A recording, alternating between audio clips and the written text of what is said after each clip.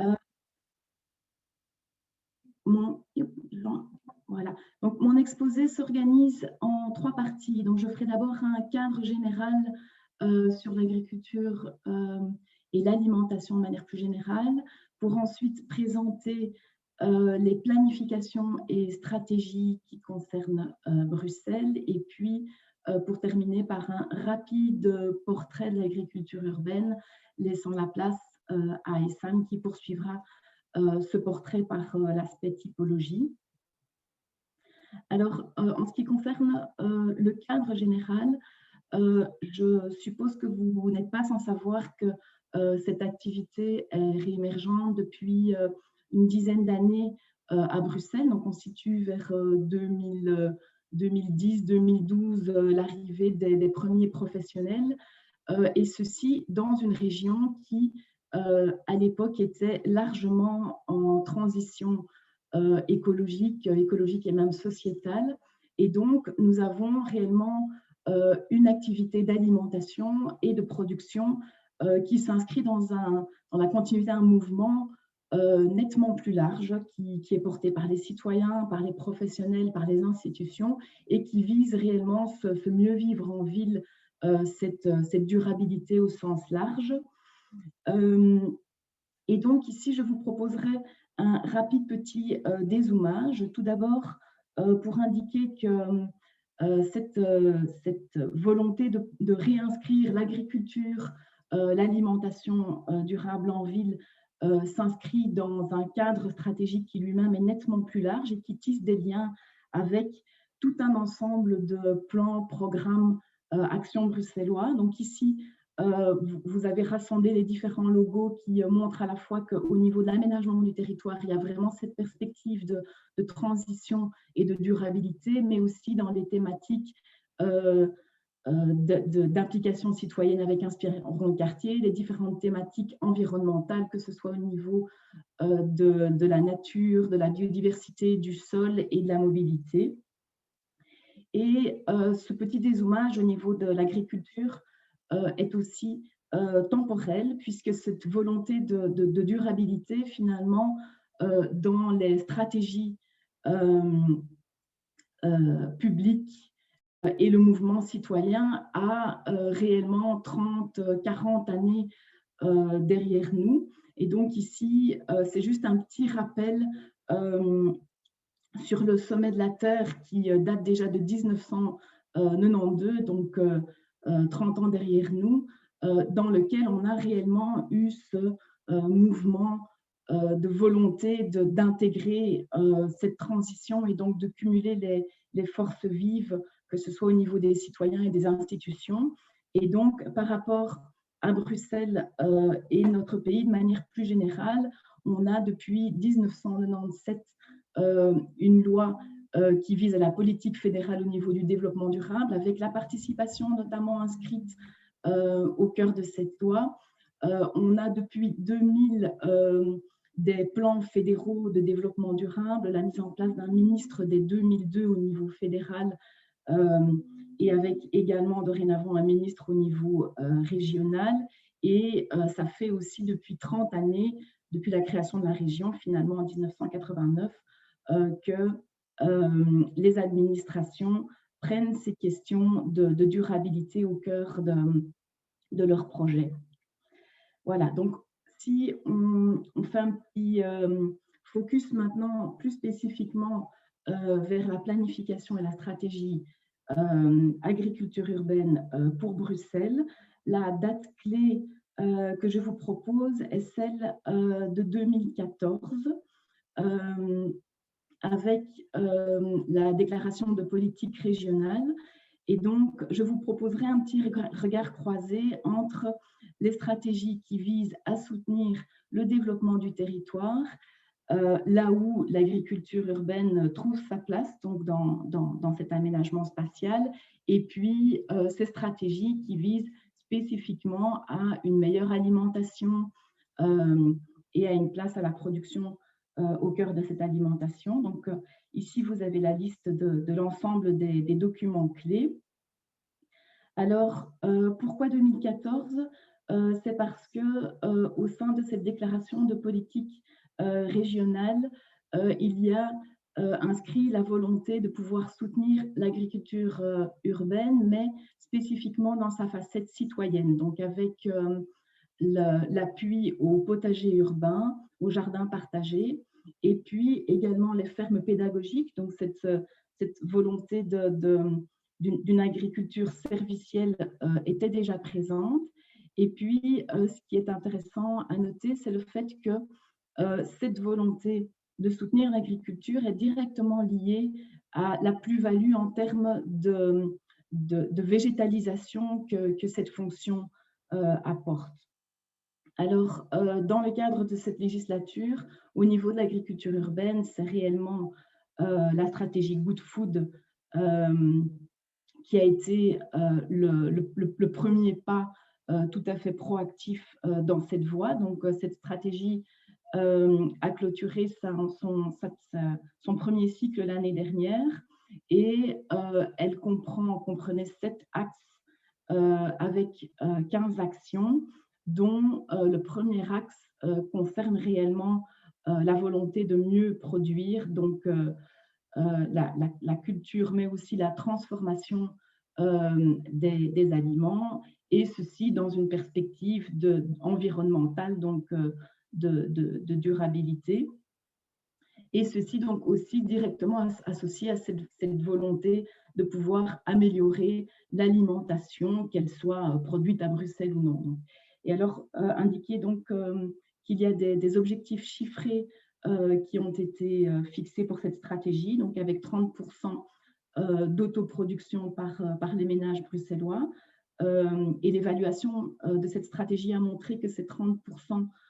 sont atteints ou pas loin si j'ai bonne mémoire. Et puis, au niveau professionnel, l'objectif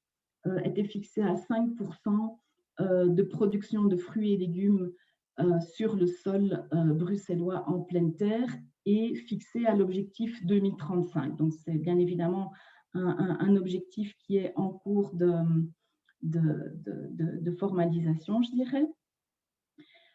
Et donc ici, on fait un petit saut vers l'aménagement du territoire pour rappeler que la première notion de la production alimentaire a rejoint le COBAT, donc le Code bruxellois d'aménagement du territoire, en 2017,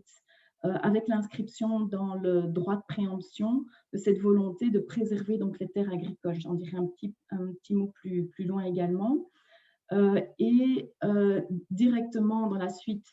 du COBAT a été approuvé le plan régional de développement durable, et ce plan stratégique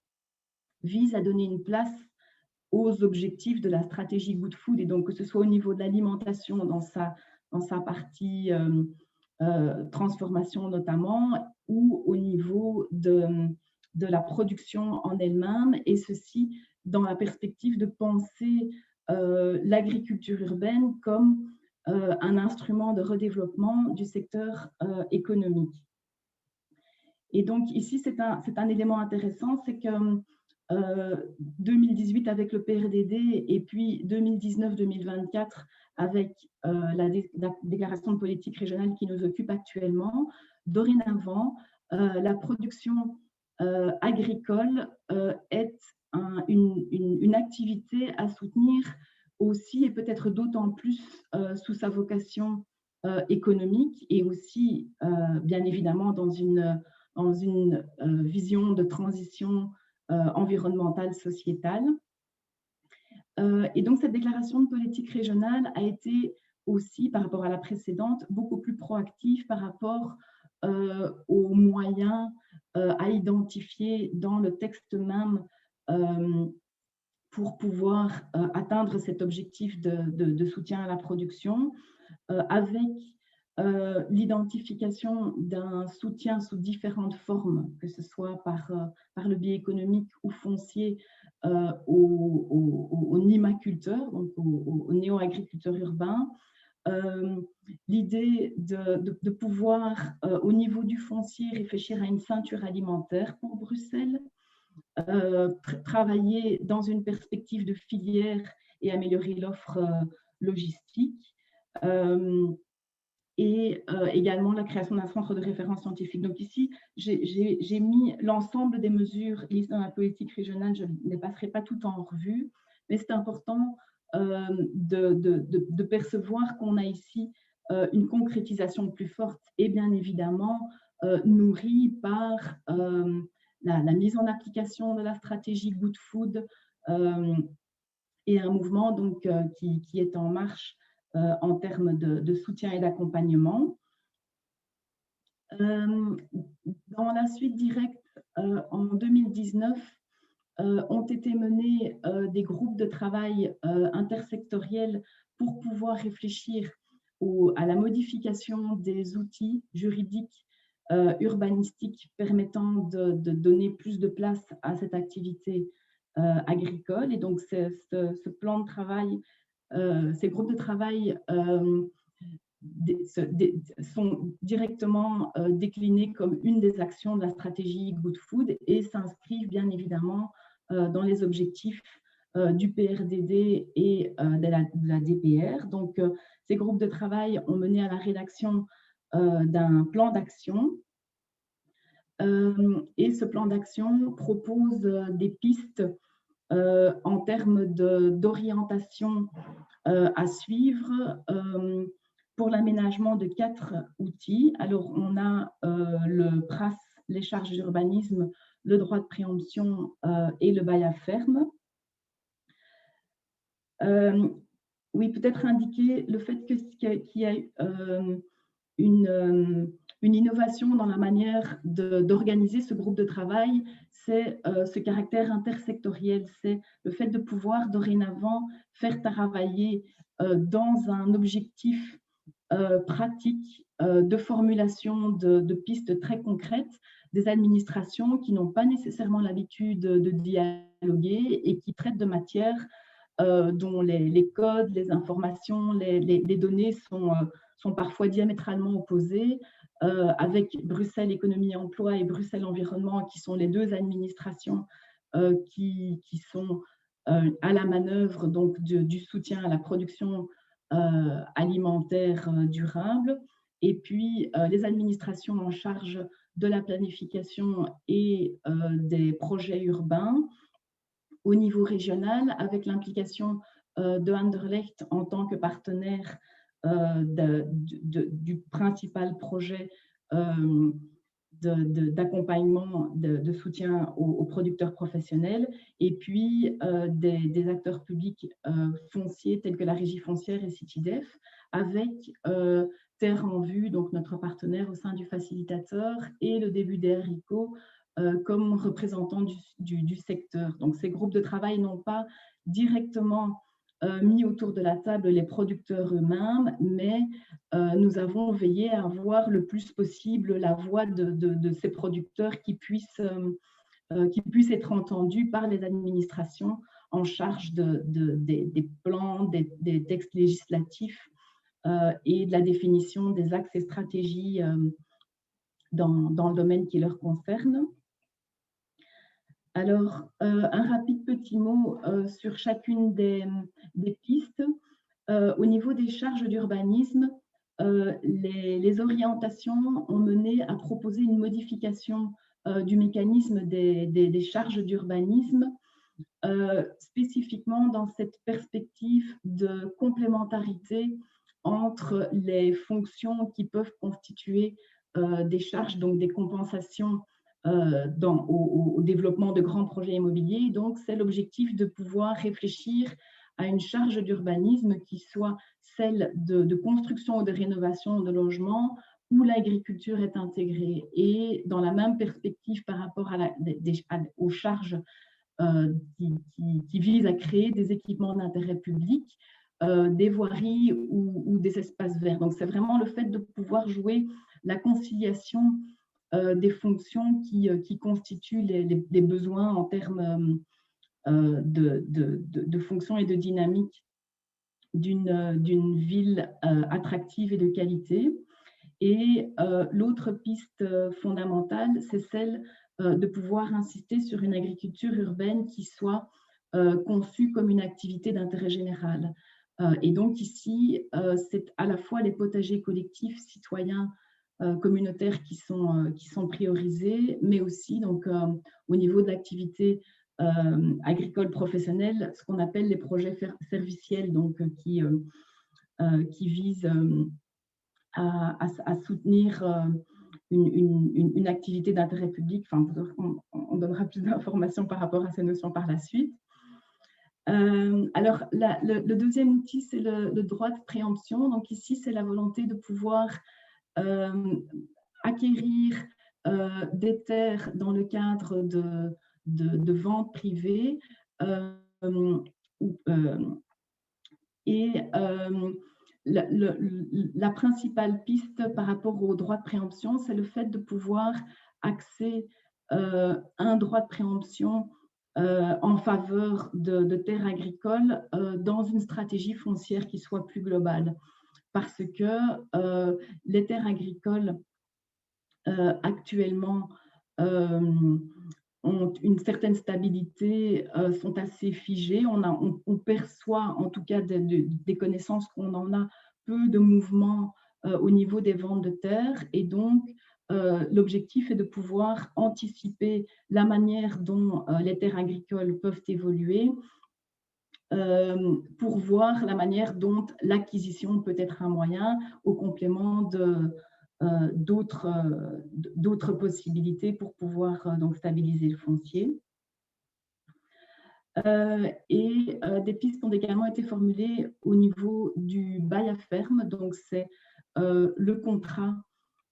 spécifique qui organise la relation entre un propriétaire et un agriculteur qui dépend d'une loi fédérale. Et donc, on a la même loi pour la région wallonne, flamande et Bruxelles. Et bien évidemment,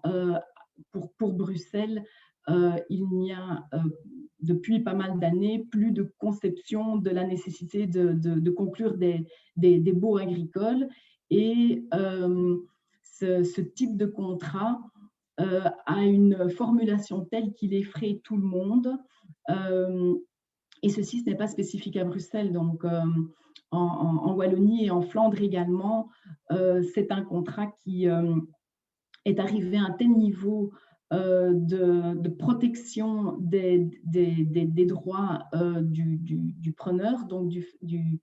fermier, de l'agriculteur, que la plupart des propriétaires cherchent à contourner ce bail et ce qui crée bien évidemment une très grande insécurité de baux qui sont instables, non calibrés par rapport aux besoins de l'agriculteur en lui-même. Et donc ici, l'idée, c'est que pour pouvoir soutenir le retour des agriculteurs à Bruxelles, c'est aussi pouvoir leur assurer une stabilité sur le long terme et donc recréer une confiance avec ce bail en révisant ses durées, vérifier la possibilité de créer une phase test, assurer le plus possible des baux qui soient écrits, enregistrés. Et également, très important pour Bruxelles, c'est le fait de pouvoir insérer dans ce bail des clauses environnementales qui visent à soutenir et promouvoir une agriculture qui soit en faveur de l'écologie et du respect de la terre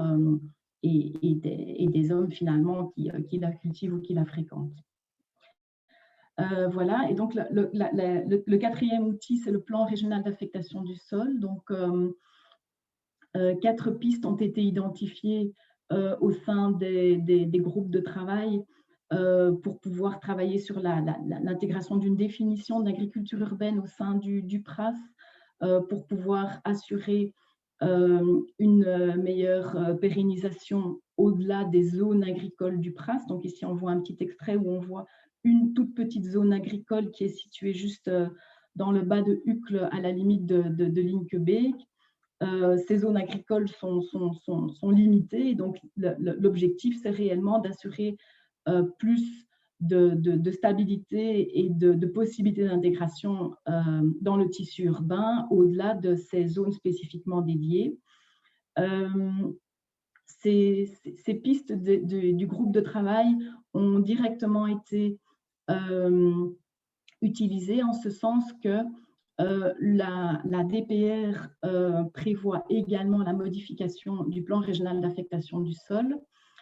avec dans les objectifs prévus dans cette déclaration le fait de pouvoir apporter un cadre à l'agriculture urbaine. C'est quand même important que ce soit un des 5 objectifs identifiés comme prioritaires pour la région.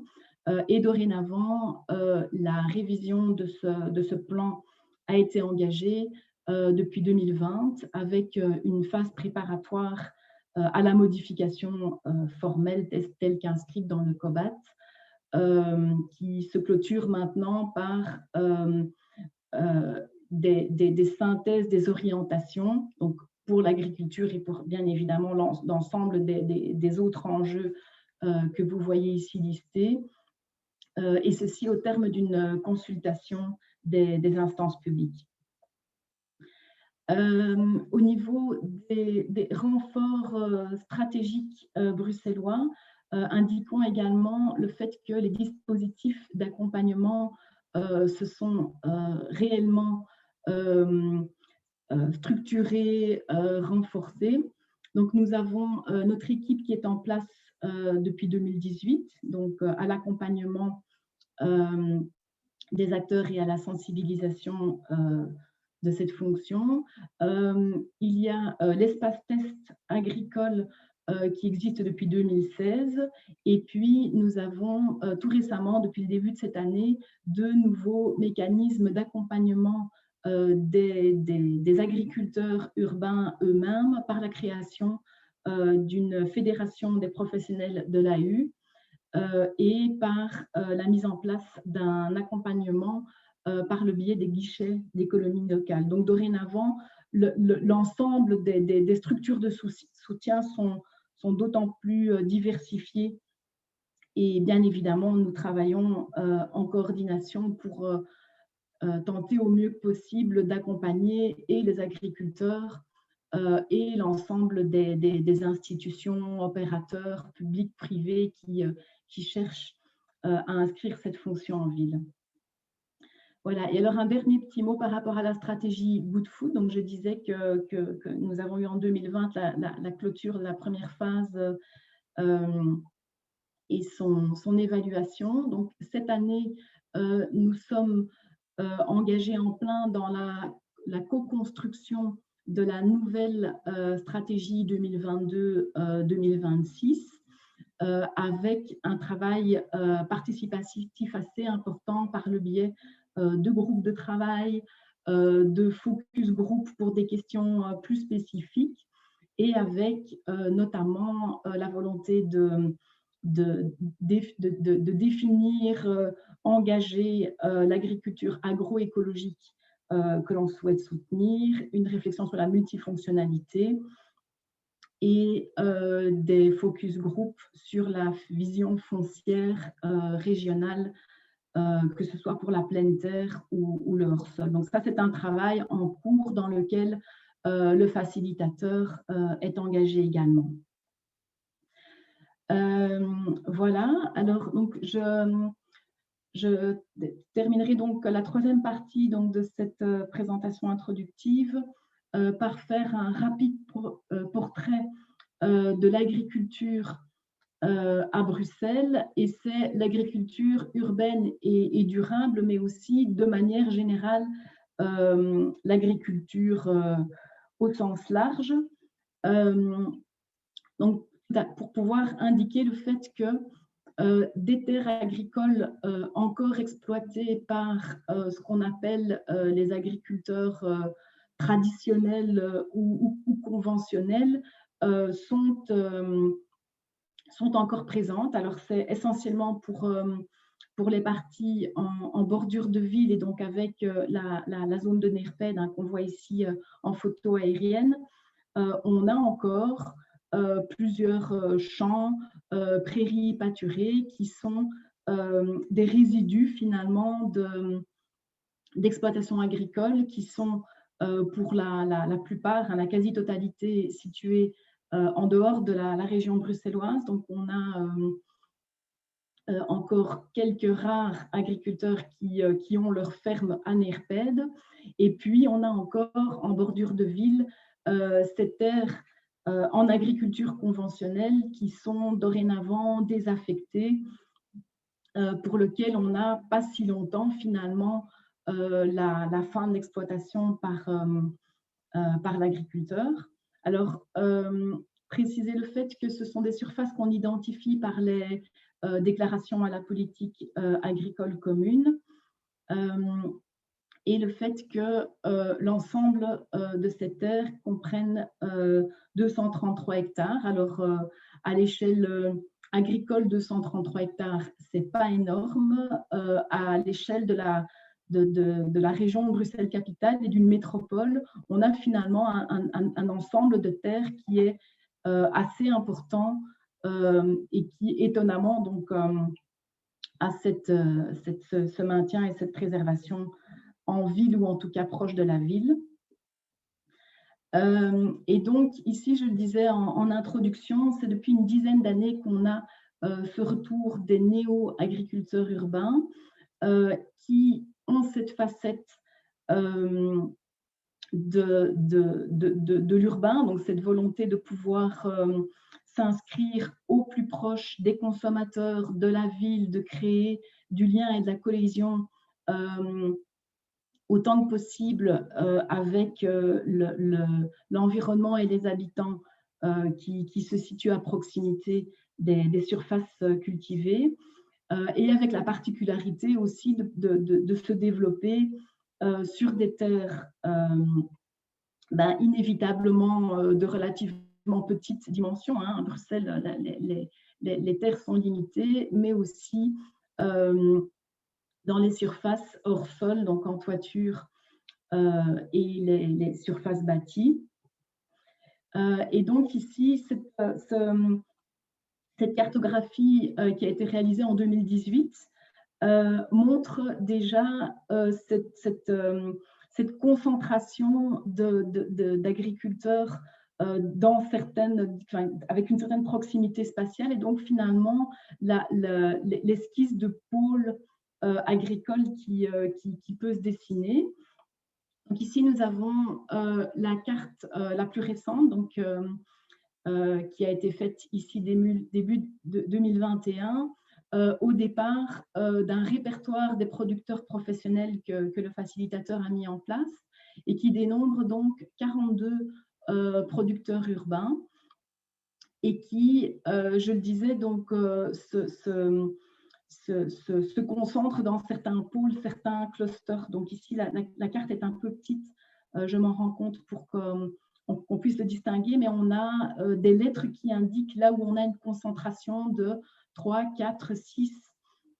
producteurs. Et puis, on a aussi, bien évidemment, des producteurs isolés partout dans la trame. Alors, on a plus ou moins 20 hectares utilisés par l'agriculture urbaine, et ce qui fait 80 équivalents temps plein. Alors évidemment, ce 80 équivalents temps plein, ce n'est pas énorme à l'échelle de l'ensemble des emplois bruxellois, mais c'est un chiffre qui montre que c'est une activité qui a une réalité, et identifier peut-être le caractère exponentiel qui est assez important. Donc, il y a 10 ans, nous n'avions pas de producteurs urbains. Et donc, on a une phase de croissance qui a connu quand même une courbe assez impressionnante. Et alors, au niveau du détail, par rapport à ces producteurs urbains, on a 31 maraîchers pleine terre, dans lesquels on comprend aussi les tisanes aromatiques et petits fruits, 9 producteurs hors sol et 2 élevages ovins tous les deux. Et donc, pour ce portrait de l'agriculture professionnelle, c'est réellement fondamental d'avoir aussi en vision le fait qu'il s'associe aussi au potager urbain et avec, pour certains projets, une très grande proximité. Donc, on a pu visiter dans le cadre d'un circuit visite un projet professionnel qui s'est installé dans le nord de Bruxelles, à l'arrière de l'hôpital de Uzet, donc le projet Courgette, qui est directement voisin à des potagers familiaux, et il y a réellement des liens qui se créent et des synergies à partir du moment où on a cette proximité spatiale. Donc ici, voilà, c'est utile d'apporter un regard sur ces potagers pour lesquels Bruxelles Environnement a cette carte qui date de 2018, donc elle demande certainement à être actualisée, mais qui montre néanmoins la manière beaucoup plus importante dont ces différents potagers s'inscrivent partout en ville. Voilà, et alors peut-être préciser aussi que l'ensemble de ces néo-agriculteurs sont arrivés à un moment où les textes réglementaires n'étaient pas du tout ne prenait pas du tout en considération cette fonction, donc était totalement inconnue, que ce soit dans le PRAS, les règlements, et donc on l'a vu même dans les stratégies. Et donc, c'est ce retour durant ces 10 dernières années qui crée justement ces complexités, donc ce besoin accru d'accompagnement au démarrage, alors que maintenant, on est dans l'accompagnement des projets concrets qui voient le jour, et dans l'accompagnement des textes et stratégies réglementaires. Complexité qui est d'autant plus importante du fait que justement cette agriculture urbaine bruxelloise prend différentes typologies, différentes formes spatiales, différents modèles, et ne se limite pas seulement à la production. Donc ça, je laisserai Aïssam détailler cela plus en détail. Voilà, donc un petit mot maintenant sur quelques exemples plus concrets. Donc, on a l'espace test agricole qui a pris place à NERPED avec le soutien d'un projet européen, donc FEDER, et donc qui offre un espace pour tester l'activité et renforcer les différentes compétences pour ces agriculteurs, qui constituent réellement un tremplin au projet et de pleine terre. Et donc, c'est la raison probablement pour laquelle, dans l'ensemble des 42 producteurs bruxellois, on en a une grande partie qui sont des professionnels pleine terre. C'est que au terme de leur phase dans cet espace test, le projet FEDER a permis leur inscription dans d'autres parties du territoire, et donc ce projet a dorénavant permis de faire essaimer donc ces projets pleine terre. On a en parallèle d'autres projets comme celui de l'atelier Groot-Eiland qui réinvestissent des tout petits espaces délaissés. Donc ici, c'est l'arrière des locaux de l'atelier Groot-Eiland, où une petite friche qui constitue le lit de la Seine est cultivée entre une barre d'équipement et une barre de logement social. Donc là, on a vraiment ces projets qui visent la maximalisation de la gestion de l'espace, je dirais. On a pu aussi visiter récemment et qui ont pu nous expliquer leurs difficultés. Un autre projet est celui de la Pousse qui pousse, qui existe depuis 2014 et qui est un projet qui est à l'initiative à la fois de la commune de Saint-Gilles et du début des haricots, donc de pépinières urbaines. Le projet de la ferme du Champ d'Écailles, que vous connaissez tous, j'imagine, et qui vise ici réellement une ferme urbaine diversifiée avec le cumul de différents types de production, et y compris donc la culture maraîchage et l'élevage, et avec tout le débat actuellement par rapport à son maintien et la pérennité du projet, du fait qu'il est inscrit en zone d'habitation et donc voué à la construction et la construction de logements sociaux. On a aussi des développements en toiture, et donc ça, je l'indiquais, donc ces projets hors sol sont les moins nombreux à Bruxelles. Donc on a ici l'exemple de Big sur la toiture des abattoirs, qui est un projet de reconnaissance internationale et de grande ampleur, et qui coexiste sur un site lié avec un projet en toiture de l'atelier Rhode Island également. Et donc voilà, on a vu en photo plus en avant quelques autres projets de toiture, mais donc ceux-ci sont les moins nombreux, avec les projets indoor, avec quelques projets donc de développement de production de champignons et de micro-pousses qui s'installent dans des caves ou d'autres espaces intérieurs.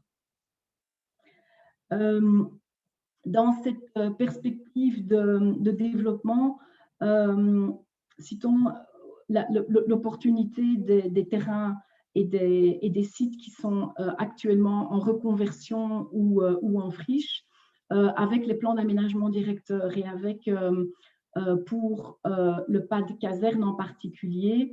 la volonté de pouvoir réinscrire l'agriculture urbaine hors sol en particulier, mais aussi dans cette perspective de production et de commercialisation des produits, et avec une guidance tout récemment pour pouvoir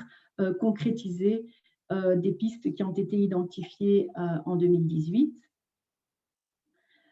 Et puis, une autre guidance qu'on a pu mener l'an dernier, c'est celle du PAD défense, où on est dans une zone en friche terrain vierge et où nous avons réfléchi dans cette perspective d'agroécologie et de corridor écologique à développer un projet d'agroécologie. Donc ici, on est vraiment dans la perspective future, mais en termes de projet professionnel, on a réellement cette opportunité de sites de plus grande ampleur. Voilà. Et donc, pour faire un petit mot de conclusion maintenant, donc c'est un petit plaidoyer pour les producteurs qu'on a pu accompagner jusque maintenant, parce que j'évoquais juste en un mot le fait que Atelier Rhode Island nous citait différentes difficultés, et effectivement, c'est un mouvement qui a une certaine force, mais qui fait face à une série d'obstacles, et avec, au fil des accompagnements, l'identification de toute une série de besoins pour l'ensemble de ces projets selon leurs différentes typologies, et finalement avec des besoins qui se recoupent autant pour les projets plein terre que pour les projets hors sol. Alors peut-être indiquer cette contrainte principale qui est celle de l'accès à la terre, avec le fait qu'on a une activité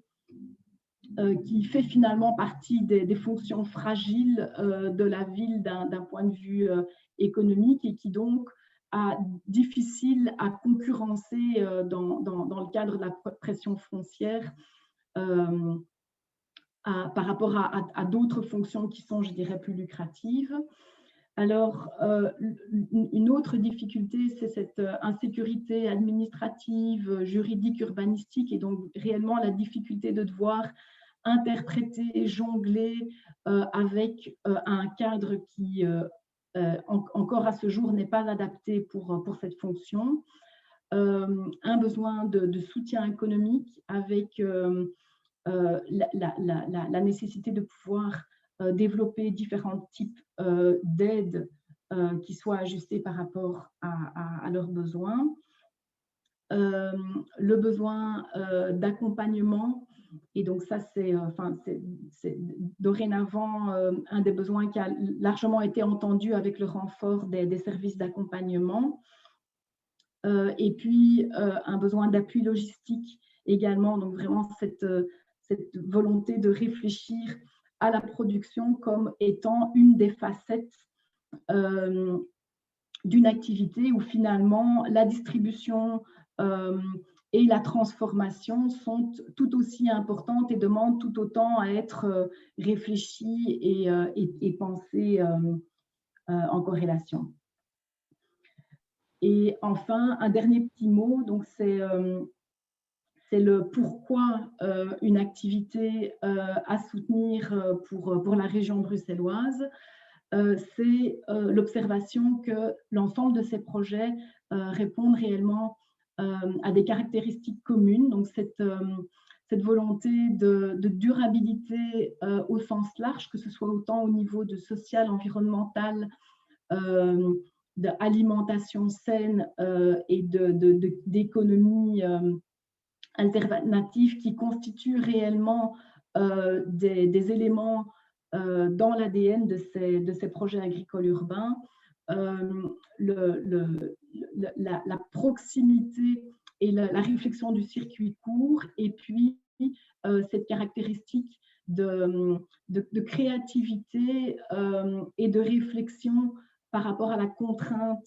de l'espace, des surfaces qui force à l'intensivité et des productions et des services et des relations, donc qui constituent réellement des éléments communs, mais aussi des plus-values qui sont à soutenir. Voilà, j'en ai terminé ici. Je vous remercie de votre attention et Caroline, dis-moi